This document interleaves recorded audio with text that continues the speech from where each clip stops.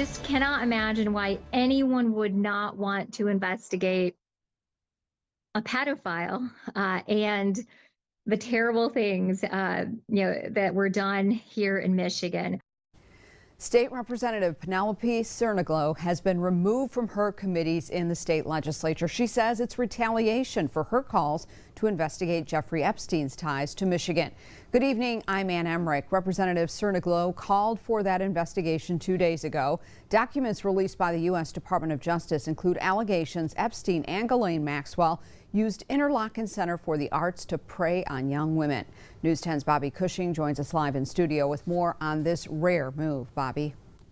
Yeah, good evening, Ann. Representative Tsernoglou's press conference on Tuesday included a call for House Republican leadership to hold a vote on a bipartisan resolution that would create a committee to investigate Epstein. Republican House Speaker Matt Hall says the decision to remove the committee assignments was not related to a press conference, but rather her behavior. We're not going to have Democrat members act unruly and out of order in the committee, so I removed her from all committees and subcommittees. In a rare move, Speaker Matt Hall removed Representative Penelope Tsernoglou from her legislative committees. Hall attributes the move to her body of work in the legislature, as well as her behavior, including a disagreement between herself and Representative Jason Wolford. I believe that is the issue at hand. Well, I believe it wasn't. Thank you. It's really not the place of the subcommittee to take the floor and really try to challenge the chair of that committee to answer questions about bills that are not before the committee.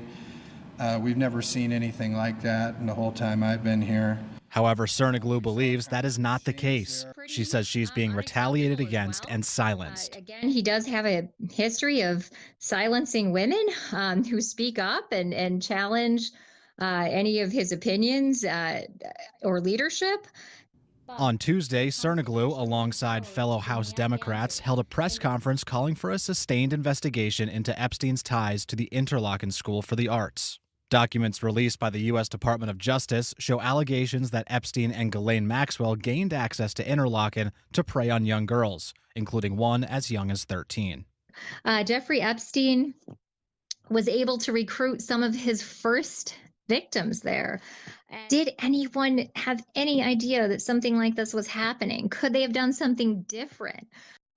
Now, Tsernoglou does not believe this move could set a precedent for future removals of other Democratic lawmakers because she hopes others can see how inappropriate it is. Ann.